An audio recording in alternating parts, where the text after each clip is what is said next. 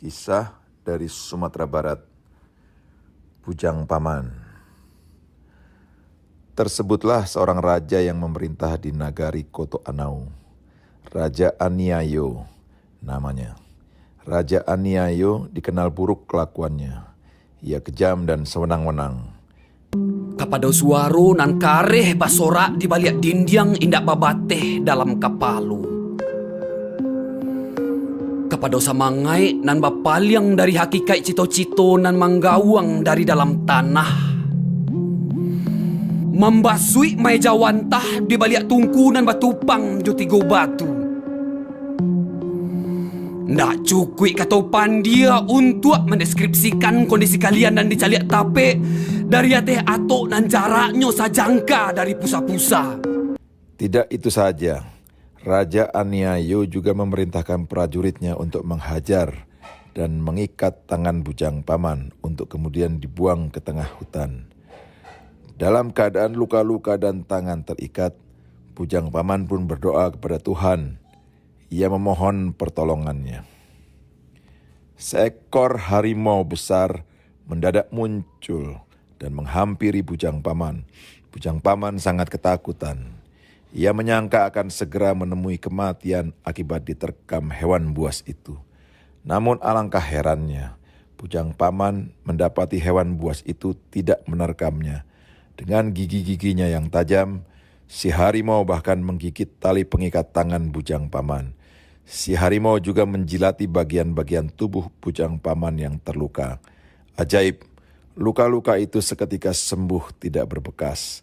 Bahkan Bujang Paman merasakan kekuatannya bertambah berlipat-lipat kali.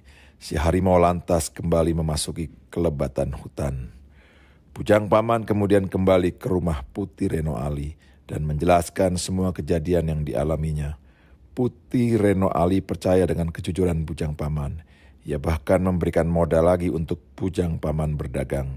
Keesokan harinya, Bujang Paman kembali ke Solok untuk membeli aneka barang yang hendak didagangkannya. Ketika Bujang Paman tiba di pasar Solok, Raja Aniayo dan para prajuritnya melihat keberadaan Bujang Paman. Raja Aniayo kembali memerintahkan para prajuritnya untuk menangkap Bujang Paman. Mereka merampas semua uang yang dibawa Bujang Paman. Para prajurit itu lantas membawa Bujang Paman ke hutan. Salah seorang prajurit membelah batang kayu dan menjepit kedua kaki Bujang Paman dengan belahan batang kayu tersebut. Bujang Paman kembali berdoa dan memohon pertolongan Tuhan. Tak berapa lama, Bujang Paman selesai berdoa, datang kembali seekor harimau besar menghampiri Bujang Paman. Sama seperti yang dilakukan sebelumnya, si harimau itu menolong Bujang Paman dengan cakarnya yang besar lagi kuat. Si harimau membelah kayu penjepit kaki Bujang Paman. Si harimau juga menjilati kaki Bujang Paman. Setelah kayu penjepit itu terbelah, seketika itu pula menghilang rasa sakit yang dialami Bujang Paman sejak kedua kakinya dijepit. Ndak sapayah melawan diri surang untuk kalian memanjek mendaki buki ameh buah dari pikiran datuk-datuk saisua. Mencaliak jo sabalah mato. Urang dinilai bahagia angko. Mendanga sambil memakiak. Talingo pakak gandangnya cabiak. Maraso jo hati batu. Kareh bataga ampati buntu. Ironi verbal mambuki DNA suci nan mungkin Allah mambusua. Sarkas mencukam di kelok nan tajam. Jaliaklah halang tabang indak bainggo. Malayo mayun menjajalangi mengipeh awan. Mahalau kujang babadan harimau bakuku ameh mencatuhi ikan. Konservatif salah ketika badan tapaso melawan arah. Bujang Paman lantas hendak kembali ke rumah Putih Reno Ali. Sama sekali tak disangkanya jika di rumah Putih Reno Ali itu ia melihat Raja Aniayo beserta para prajuritnya. Begitu pula halnya dengan Raja Aniayo. Sama sekali tidak disangkanya jika Bujang Paman dapat selamat dan bahkan berada di rumah Putih Renoali. Raja Aniayo lantas memerintahkan para prajuritnya untuk memancung Bujang Paman. "Wahai tuanku, bagaimana mungkin tuanku begitu tega memerintahkan prajurit tuanku untuk menghukum mati hamba yang tidak lain anak kandung tuanku," ujar Bujang Paman. Tak terkirakan terkejutnya Raja Aniayo saat mendengar ucapan Bujang Paman. "Jangan engkau mengaku-ngaku," sergah Raja Aniayo. Bujang Paman lantas menjelaskan siapa sesungguhnya dirinya. Di dalam hatinya, Raja Aniayo sebenarnya mengakui kebenaran penjelasan Bujang Paman. Namun, ia tidak mau mengakuinya. Ia bahkan bersikeras untuk menghukum mati Bujang Paman. Tidak melalui tangan prajuritnya, melainkan melalui tangannya sendiri. Ndak sapayah melawan diri surang untuk kalian memanjek mendaki Buki Ameh, buah dari pikiran datuk-datuk Saisua. "Hamba tidak ingin melawan ayahanda karena itu merupakan larangan ajaran kita," ujar Bujang Paman ketika melihat ayahnya mendekatinya seraya menghunus pedang. "Aku bukan ayahandamu," bentak Raja Aniayo. "Ayahanda, betapa kejamnya ayahanda ini. Dulu ayahanda hendak membunuh ibu, kini hendak pula membunuhku. Maafkan aku jika aku harus mempertahankan diri." Raja Aniayo menghantamkan pedang besarnya ke bahu Bujang Paman. Sangat mengherankan, pedang itu langsung patah ketika mengenai bahu Bujang Paman. Raja Aniayo terkejut. Segera dilemparkannya pedangnya yang telah patah itu dan mengambil tongkat manau. Raja Aniayo lalu menyerang Bujang Paman.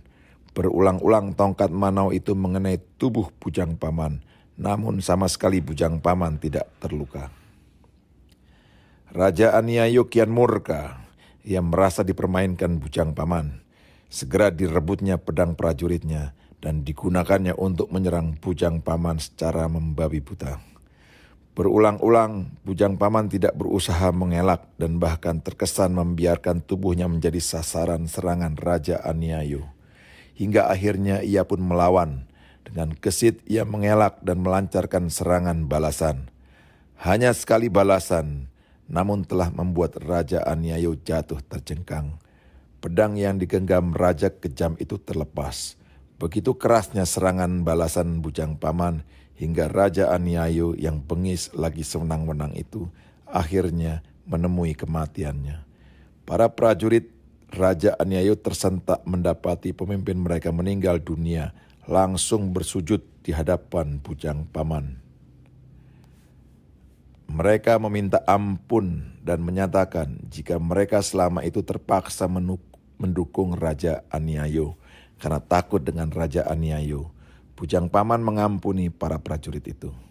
Warga langsung bergembira setelah mengetahui Raja Aniayo telah tewas. Mereka menyalami Bujang Paman dan mengucapkan terima kasih karena telah melenyapkan Raja Aniayo yang sangat kejam lagi sewenang-wenang tindakannya tersebut. Setelah menguburkan jenazah Raja Aniayo, segenap rakyat akhirnya bersepakat bulat untuk menunjuk Bujang Paman sebagai raja mereka yang baru. Mereka memberikan gelar untuk Bujang Paman dengan gelar Rajo Mudo. Bujang Paman pun bertahta dengan gelar Rajo Mudo. Beberapa saat setelah ia bertahta, ia pun menjemput ibunya dan Mande Rubiah untuk tinggal di istana kerajaan. Rajo Mudo kemudian menikahi Putih Renoali yang telah banyak membantunya. Rajo Mudo memerintah dengan adil dan bijaksana. Kepentingan dan kesejahteraan rakyat senantiasa. Harimau tuh harus jadi rajo di Balantaro Kalam. Ndak sapayah melawan diri surang untuk kalian memanjek mendaki Buki Ameh, buah dari pikiran datuk-datuk Saisua. Mancaliak jo sabalah mato. Orang dinilai bahagia angko. Setelah menguburkan jenazah Raja Aniayo, segenap rakyat akhirnya bersepakat bulat untuk menunjuk Bujang Paman sebagai raja mereka yang baru. Mereka memberikan gelar untuk Bujang Paman dengan gelar Rajo Mudo. Bujang Paman pun bertahta dengan gelar Rajo Mudo. Beberapa saat setelah ia bertahta, ia pun menjemput ibunya dan Mande Rubiah untuk tinggal di istana kerajaan. Rajo Mudo kemudian menikahi Putih Reno Ali yang telah banyak membantunya. Rajo Mudo memerintah dengan adil dan bijaksana. Kepentingan dan kesejahteraan rakyat senantiasa diupayakannya. Rakyat yang tenang, damai dan sejahtera senantiasa bersyukur kepada Tuhan karena mendapatkan pemimpin yang baik seperti pada diri Bujang Paman itu. Pesan moral dari cerita ini adalah kebatilan dan kesewenang-wenangan betapapun kuatnya akan dapat ditumpas dan dikalahkan oleh kebenaran. Kesabaran akan menuai kebahagiaan di kemudian hari. Salam Oi.